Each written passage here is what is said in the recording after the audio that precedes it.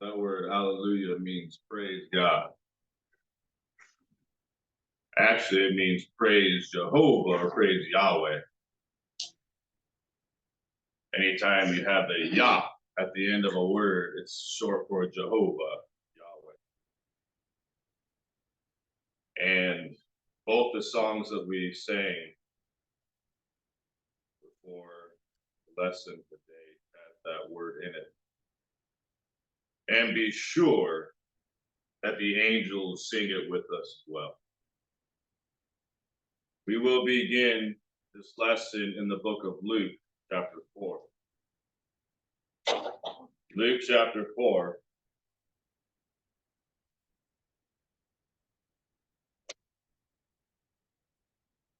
Jesus breathes.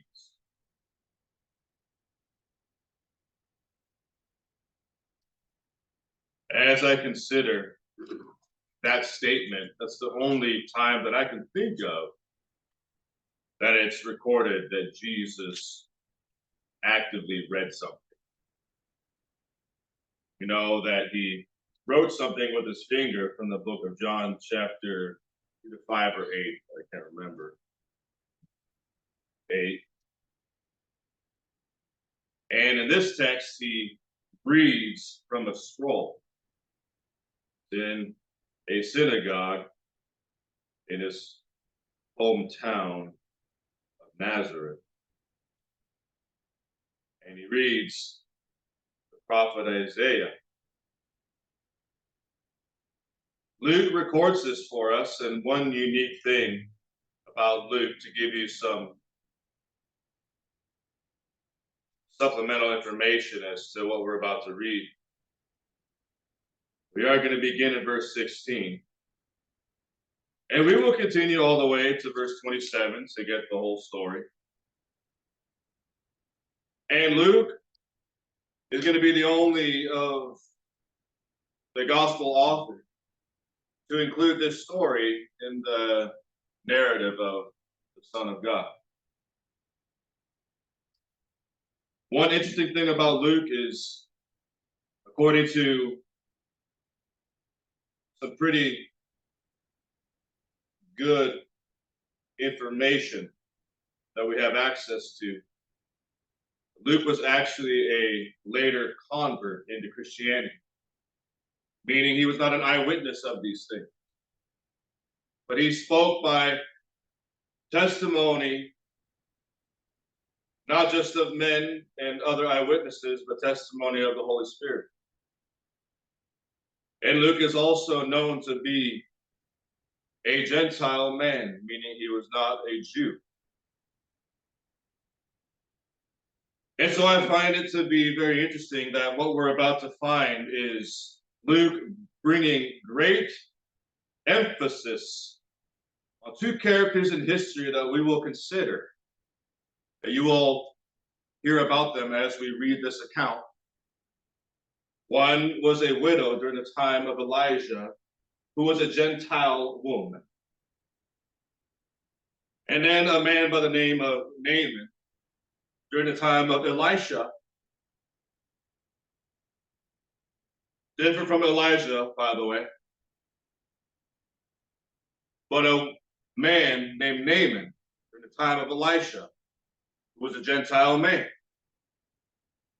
I think it will give us opportunity to find something very interesting about these two characters as we unfold this historical and spiritual documentation before us. So, Luke chapter 4, beginning in verse 16. Read with me, please.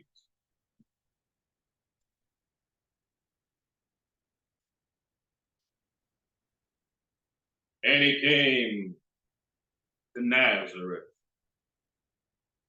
where he had been brought up. And as his custom was, he went into the synagogue of the Sabbath day and stood up to read. And there was delivered to him the book of the prophet Isaiah, and when he had opened the book, he found the place where it was written, The Spirit of the Lord is upon me, because he has anointed me to preach the gospel to the poor. He has sent me to heal the brokenhearted, to preach deliverance to the captives, and recovering of sight to the blind, to set at liberty them that are bruised, to preach the acceptable year of the Lord. And he closed the book and gave it again to the minister and sat down. And the eyes of all them that were in the synagogue were fastened upon him. And he began to say to them, this day is this scripture fulfilled in your ear. And all them bore witness and wondered at the gracious words that proceeded out of his mouth. And they said, is not this Joseph's son? And he said unto them, you will surely say to me this proverb, physician, heal yourself. Whatsoever you have heard done in Capernaum, do also here in your country. And he said, now here's where to stop for a moment. By the way, this is a very intense moment in history, really. Very intense. Jesus quoting the prophet Isaiah. This was Jesus's way of telling them, I am the Christ. This was his way of telling them, yes, what Isaiah prophesied is actually happening now before you. The gospel is now here. The Son of God is now here. I am the Messiah. And the way Luke records it, first of all, is phenomenally done. Luke, by the way, is known as one of the greatest works ever written, even in secular reputation. We all know that the whole book that I hold in my hands is the greatest book of all. But this one book is actually referred to as the greatest, the great writing. And Luke does a masterful job as he gives us an idea of what it would have been like to even be there, to be amongst God's people, the Jews, the Hebrews, who had been emancipated from slavery generations before, and who had been the children of Abraham, and who should have been the ones who welcomed Jesus with open arms. And not only so, but even in the hometown of the Christ himself, who got to watch him be raised up as a child, thinking to themselves, isn't this the son of Joseph? And as he reads these words, I get this sense that it would have been quiet. The type of peace that you could hear a pin drop, right? And he hands the scroll over to the minister of the synagogue, and I personally imagine him slowly, methodically walking back to his seat. And it does tell us that this was his custom. I don't know if they were the same way we are now. You know how you can close your eyes and pretty much imagine, for some reason, Tony and Katie are sitting in the wrong spot. I don't know what happened. That's just throwing me way off. I'm like, wait, where am I? You know? But you know how we put roots wherever we sit? Pretty sure Bob and Rita have been in that spot for the last 20 years. You know what I mean? You know, I don't know if Jesus was the same way or not. I don't know if he went back to the same seat in the, I don't know. But he hands the scroll over, and I imagine him walking slowly back to this spot where he was sitting before. He had eyes fastened upon him, but he didn't have eyes of glory and honor fastened upon him. He had eyes of suspicion, eyes of doubt.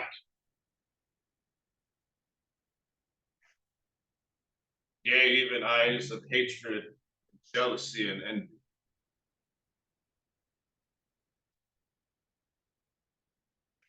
And then he proceeds to tell them about these two characters. And of course, there's a purpose for this.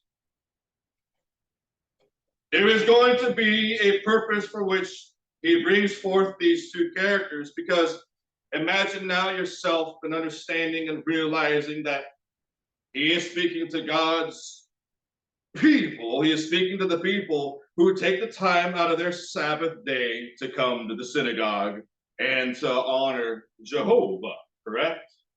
To be learners. And the people who should have known totally missed the boat. And so I challenge you now to ask yourself, are we indeed perhaps also in a similar situation? May it never be so. May you always challenge and examine yourselves to see whether you be in the faith. Because we ought never to get complacent and think that, oh, we are the chosen ones. For these people would have had the same thought process.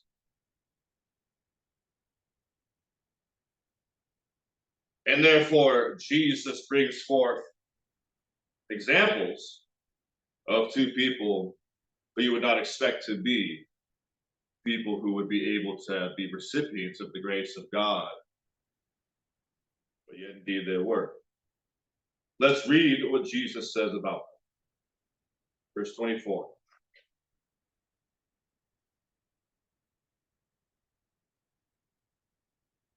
And he said, verily, I say unto you, no prophet is accepted in his own country.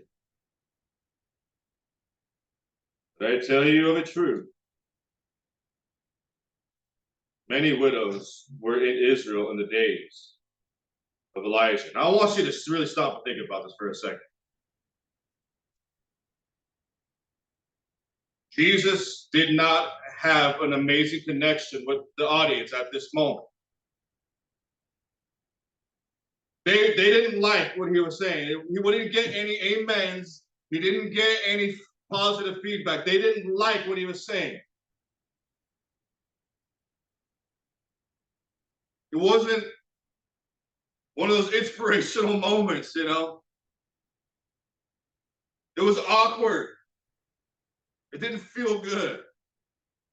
And Jesus didn't walk away, you know.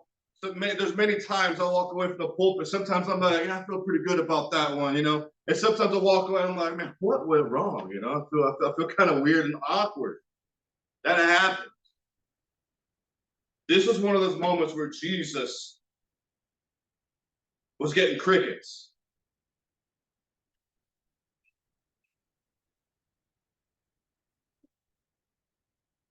You didn't know I had that talent, did you? I had my first time doing that from the pulpit. One time I did it in biology when I was in 7th grade when we were dissecting the grasshopper. The girl just about jumped out of her boots that was dissecting the grasshopper with. That was not relevant to the sermon. Verse 25. But I tell you of a truth, many widows were in Israel in the days of Elijah, when the heaven was shut up for 3 years and 6 months, when great famine was throughout all the land. But unto none of them was Elijah sent, but into Sarepta, the city of Sidon, to a woman that was a widow. That means is it was a non-Jewish place. And this widow was indeed a Gentile. There were many widows at that time, but Elijah didn't go to any of them. In Judaism, he was sent to a Gentile woman. Verse 27.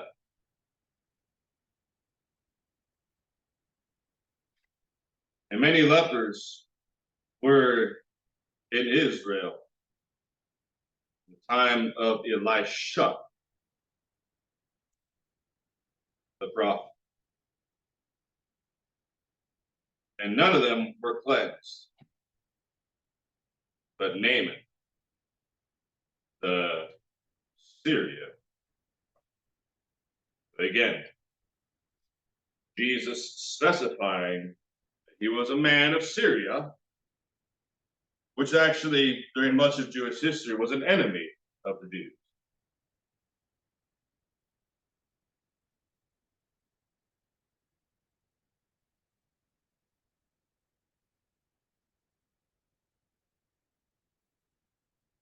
I want to take you to these historically documented, inspired stories and take a look at a couple of details about them. They are interesting stories. They are stories of people who went through, two individuals who went through a very difficult time. But they made their way into the biblical narrative for us to be able to read about for all time. And they were brought into our midst by the Son of God himself to show us something.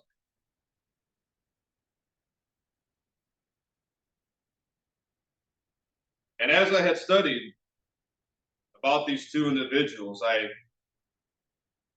noticed something. And I wanted to share it with you today.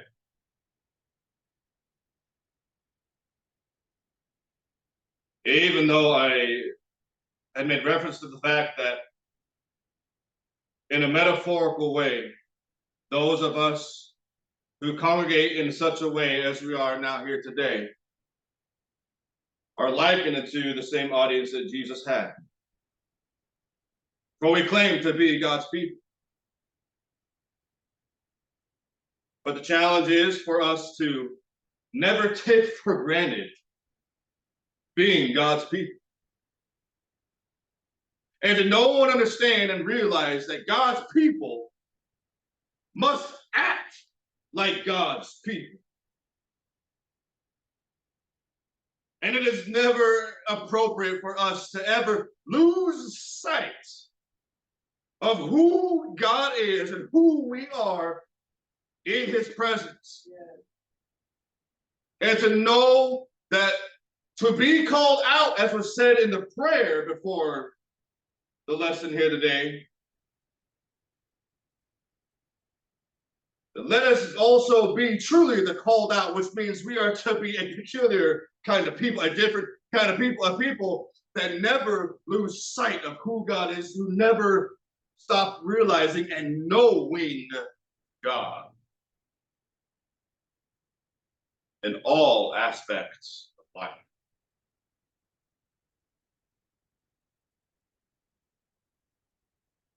And the word that I'm going to place upon this idea for you today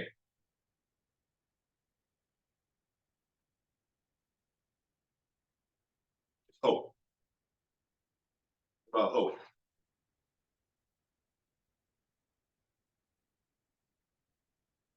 It takes place in different ways and manifests in different ways. But what we will find in these two stories, I'm going to take you to 1 Kings. Turn on over there while I'm still rambling on, you know. What we're going to do is make some observations as to how hope was revealed in these two characters. For sake of time, I will summarize much of each story for you and encourage you to take the time to read them on your own time. We will be in the 17th chapter of 1 Kings. While you are making your way over to the 17th chapter, if you have a pencil and a notebook, go ahead and write down 1 Kings chapter 17. And then right under it, underline it, and then write read. That should be clear enough. But Elijah is introduced. He's actually introduced in the first verse.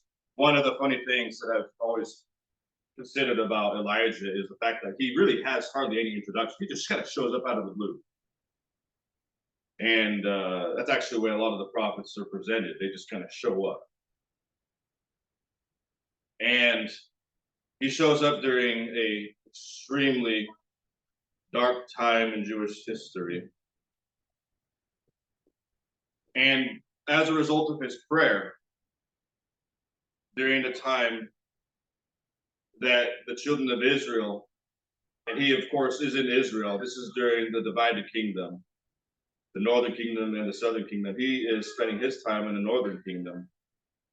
And this is also during the time of Jezebel, who murdered many prophets. And the land goes through a great famine.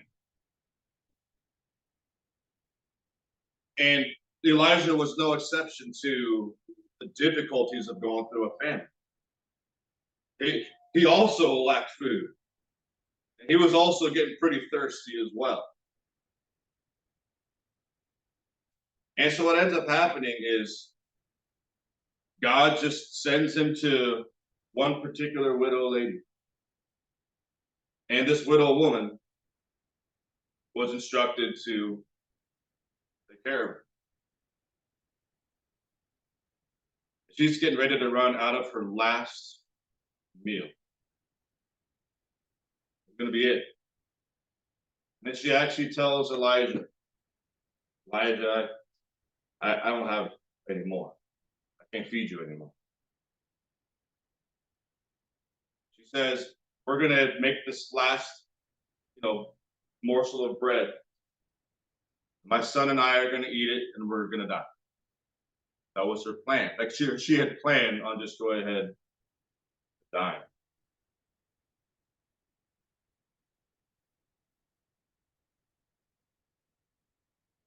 Well, her son indeed does die.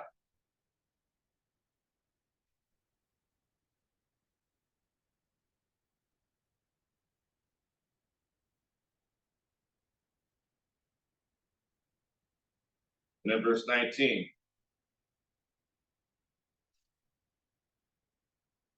Verse 18 tells us what happened. 1 Kings 17, 18.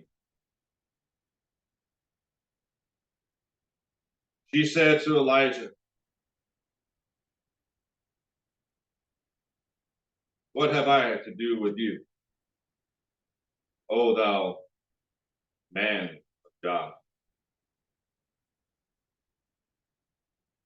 Have you come to me to call my sin to remembrance and to slay my son? And he said to her, give me your son. And he took him out of her bosom and carried him up to a loft, and where he abode, and laid him upon a bed. And he cried unto the Lord and said, O Lord my God, have you also brought evil upon the widow with whom I sojourn? by slaying her son. And he stretched himself upon the child 3 times, and cried unto the Lord, and said, O Lord my God, I pray thee, let this child's soul come unto him again. And the Lord heard the voice of Elijah, and the soul of the child came into him again, and he revived. That's what the King James said. Revive. Did we just sing the words revive in the song a moment ago? Woo! I didn't plan that, by the way. We praise thee, O God, revive us again. He was revived. Verse 23. And Elijah took the child and brought him down to the chamber into the house, out of the chamber into the house. And Elijah said, see, your son lives. Now, I'm going to stop right there.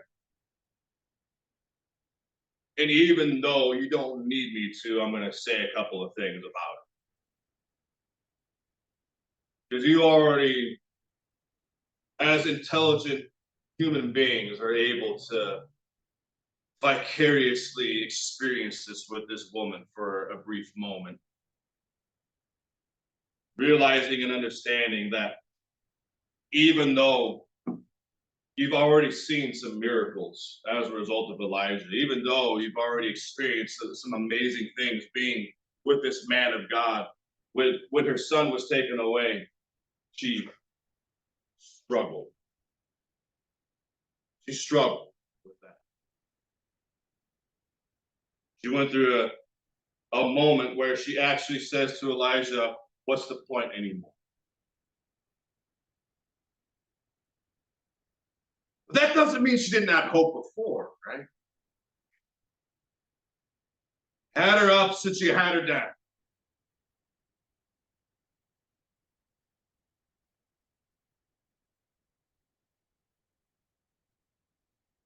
Elijah was sent to her.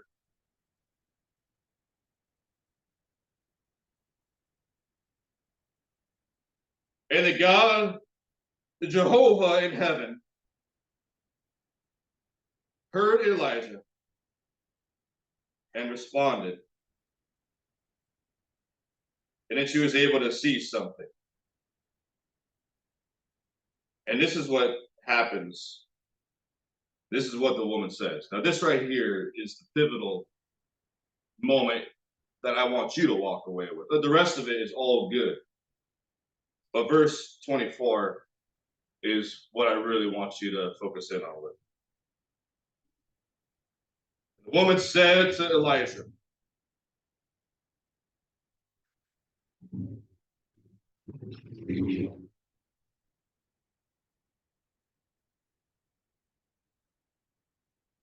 and the woman said to Elijah,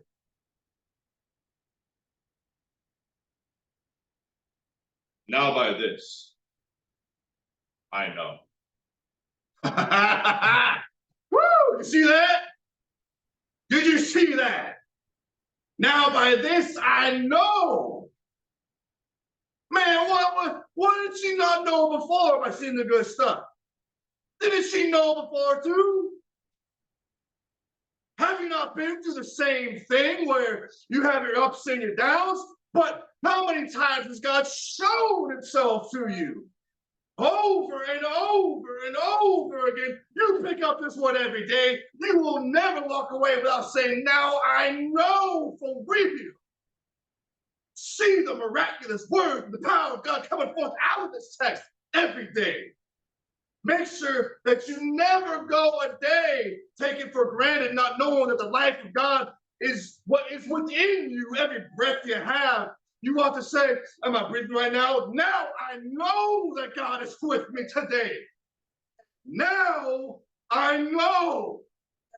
But Her hope went through some stuff, but it was still there, man. And God never lost hope. And she was a Gentile woman. Man, she wasn't one of them educated Jews. She wasn't a rabbi. But she was still able to come to the ultimate conclusion. And how many fools out there? And I ain't calling nobody a fool because we ain't supposed to. I don't call nobody a fool. It's the God of heaven who says they're fools. Because the fool says in his heart that there is no God. That's straight out of the word, Psalm 14.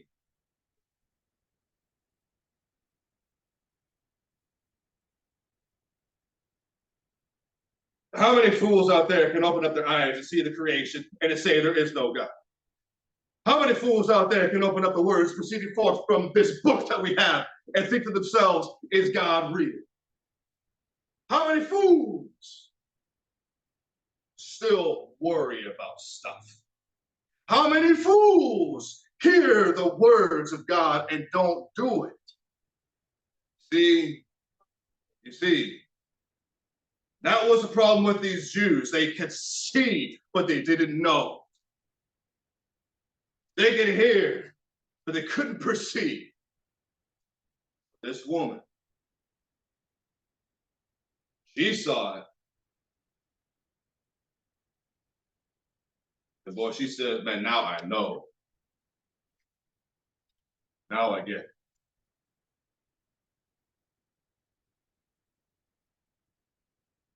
But Jesus also mentions a man by the name of Naaman.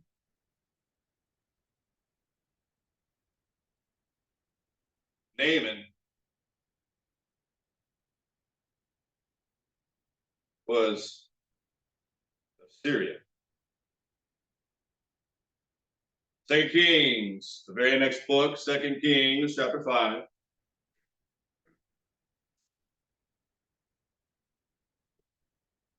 Naaman, also a Gentile. Not only so, he was also a captain of the army, king of Syria.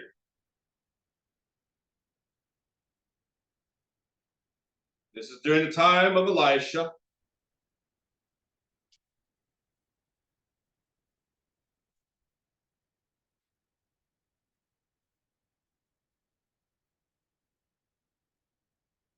Elisha was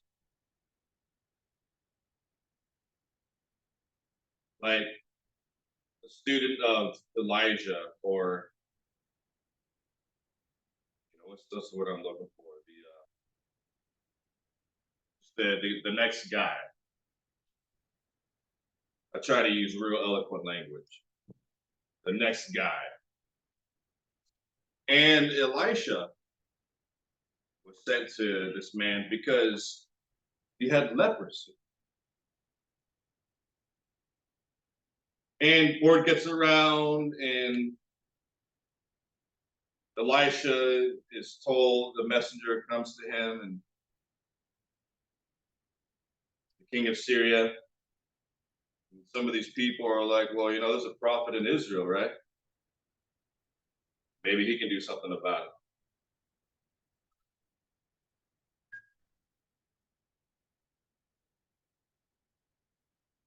it. Naaman, he wasn't all that hopeful. And he kind of was at the same time.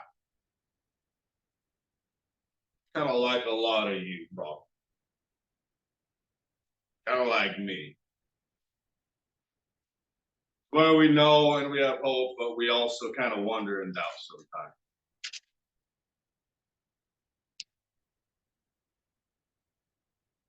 I love the way it kind of comes to pass, because the two of them meet,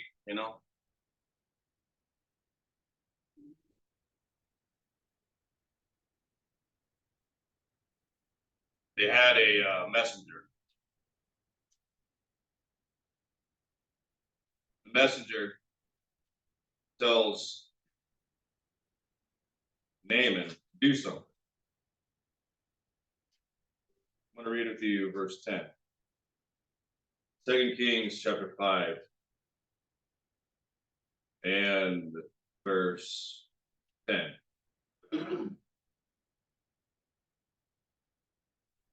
And Elisha sent a messenger unto him, saying, Go and wash in the Jordan 7 times,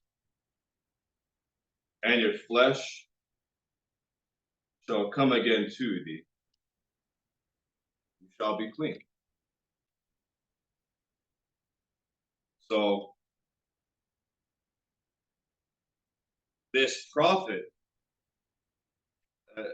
evidently doesn't even meet Naaman, who's the captain of the army, and just sends a messenger and tells him what to do.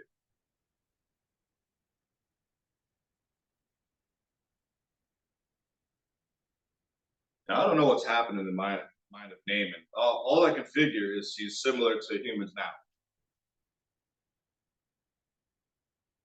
who he likes the idea of being healed, right?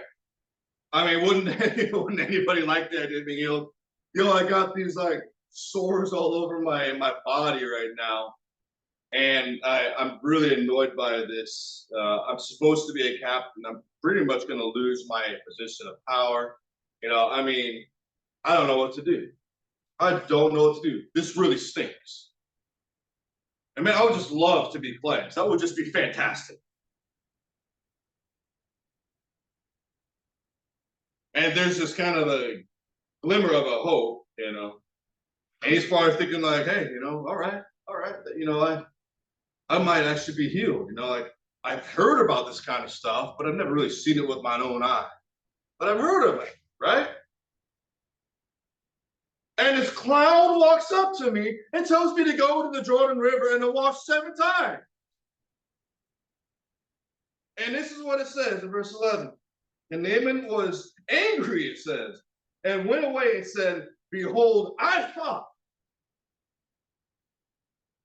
You guys catch what happened, what got in the way? His thoughts got in the way. His ideas got in the way.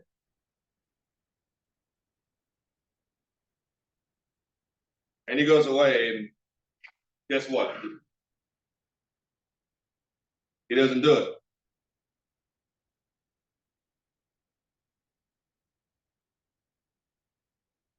Well,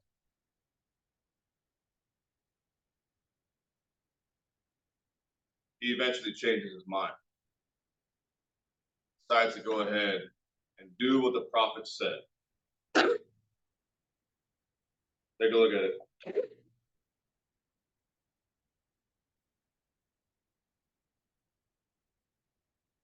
Verse 13. Well, but let's finish verse 11 actually. But Naaman was wroth and went away and said, Behold, I thought he will surely come out to me and stand and call on the name of the Lord his God and strike his hand over the place and recover the leper. Are not Abana and Pharpar, rivers of Damascus, better than all the waters of Israel? May I not wash in them and be clean? So he turned and went away in a rage. I want you to know that sounds very familiar to me. That sounds like the way many people still think to this day. He allowed his own thoughts to interfere. And he thought that perhaps by some substitute, he could receive the cleansing power of God. But as long as he didn't do what God said, you know where his leprosy stayed? Right on his skin. So he had to change. He had to change of heart. Regardless of the fact that it was an inconvenience. Now, I've never done the research. It's like one of those things that one day, like they kind of put it on the back burner. Abana and Farquhar rivers. I don't know if they have like a lot more like dolphins or something in them. You know, I don't know if dolphins hang out in the rivers out there. They do, apparently. I don't know if it was more tropical. I don't know why they were better. Maybe just closer. I don't know. If Damascus was closer to home.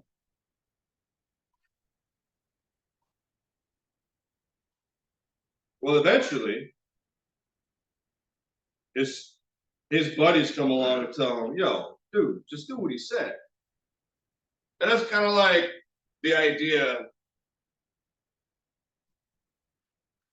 that people like, you know, some of these crazy nobodies that I know about had a similar message. Just do what he said. One of those guys went by the name of the Apostle Paul. You know what I mean? He just said, just do what he said. There's another guy I know of who had the same message. Just do what he said. His name was James. Happened to be the brother of Jesus. Just do what he said. And his buddies come along and tell him the same thing. Just do what he says, and maybe you'll get what you want. And this is what happens. He does it.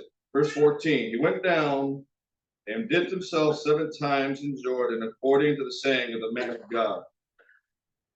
And his flesh came again, like unto the flesh of a little child. He was clean.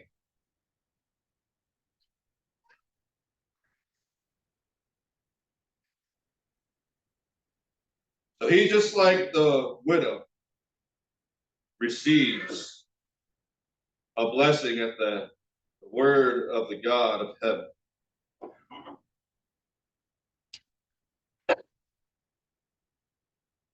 That's pretty cool. But yet again, verse 15 is the pivotal moment that I want you to read. Let's take a look at it. Verse 15.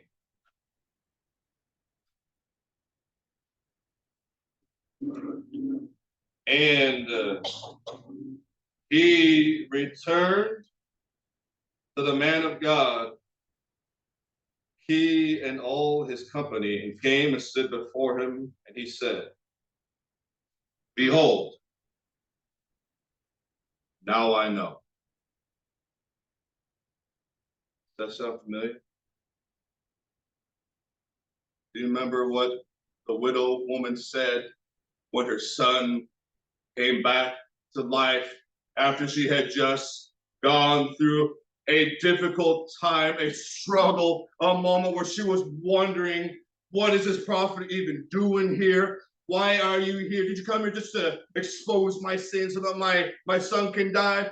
And then he brought forth her son again, and then she looks at him and says, "By this now I know." And Naaman goes through the same type of experience, except it's his own body. And it's interesting, whenever you actually go through the scriptures, it's very rare to find the words, "now I know." But these two that Jesus had mentioned in Luke chapter 4, both have a moment where these two characters came to the inevitable conclusion, now I know.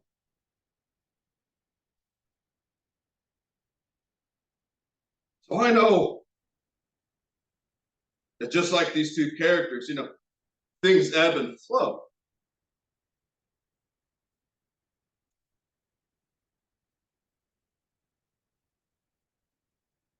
But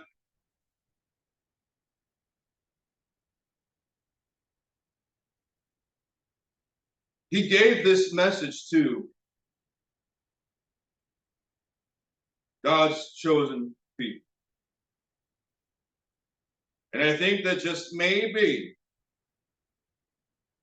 we can be here today and look at the same message, and any responsible student of the word would read what Jesus said in Luke chapter 4 and say, I think I want to go check out what it really is about these two stories, or maybe a couple of nuances or things that we can take away and learn and understand and realize, because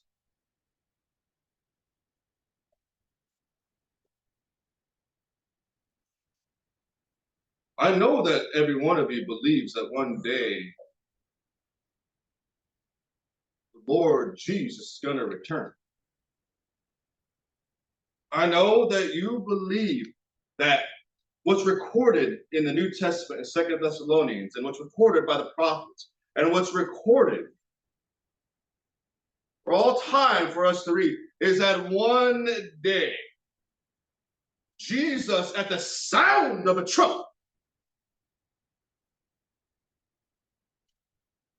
as it's like something breaking forth from the sky like a rushing mighty wind, he's going to say, today is the day. And what I want you to know and realize is that that's really going to happen. I don't want you to find out too late and finally say, now I know. I want you to say, now I know, before he comes back. Because when he comes back, some people are going to love his return. And some people are going to say, oops. And the people that were in the room with the Christ himself, and I ain't nothing like the Christ. I ain't able to preach like him. If he was here right before you right now, would you believe it? Would you believe what he says? Would you actually believe that you need to seek him first in everything? Not just partially, but in everything. Would you really believe it, or would you need more? Him hanging on the cross, was that enough for you to say, no, I really believe he really is going to come? Do you talk to people around you like he's really going to show up one day? Do you know? Do you really believe?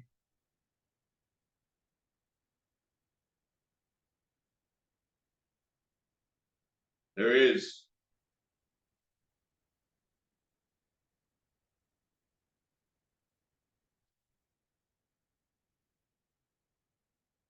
another person.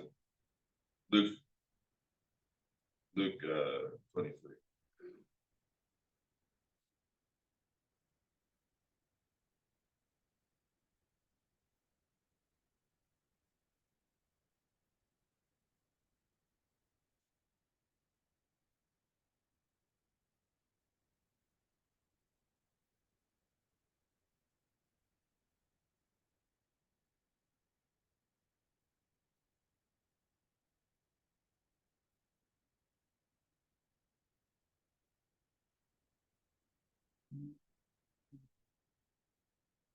We've been in Luke in the beginning of the lesson.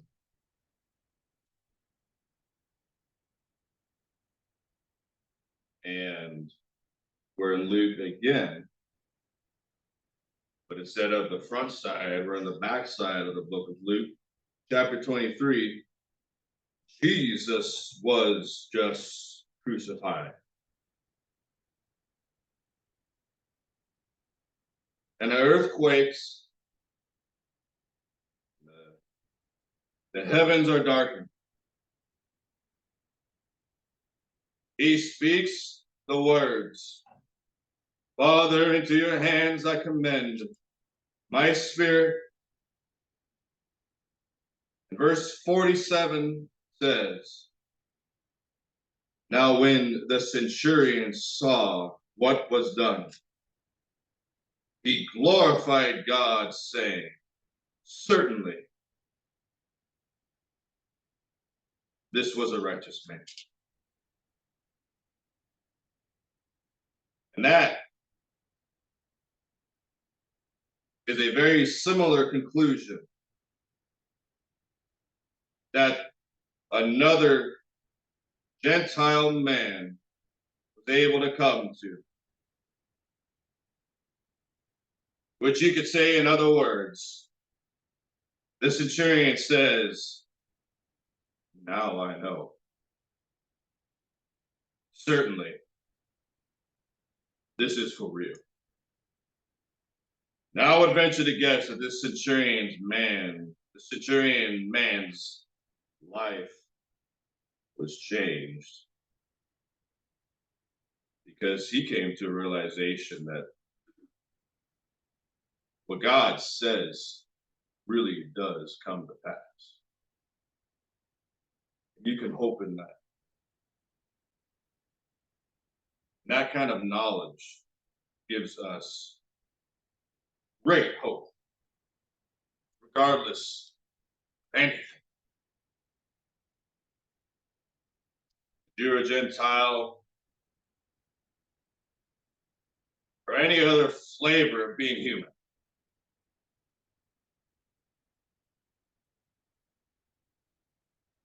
there is hope. Something better. There's hope.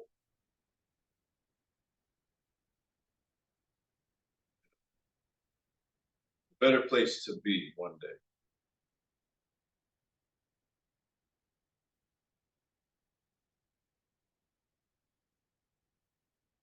We're hearing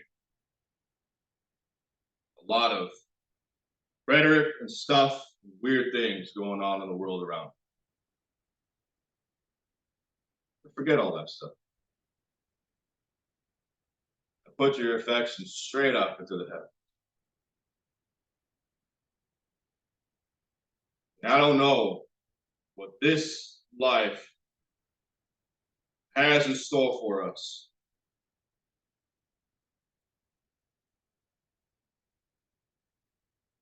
But in the midst of very intense times, a bunch of dirty, rotten Gentiles were able to realize God is true. So I give you that message today. There is hope in God. You've been sinning. Yeah, you have sinned. You have broken the commandments of the God of heaven. Even though he gave you everything that you have, you complained against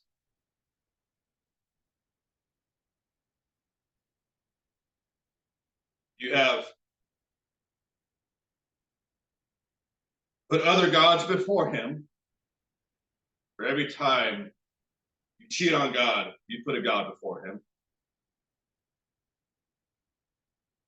Every time you sin, it stings him.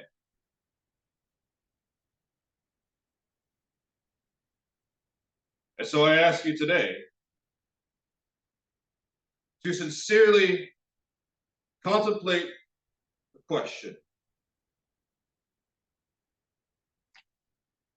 are you washed in the blood?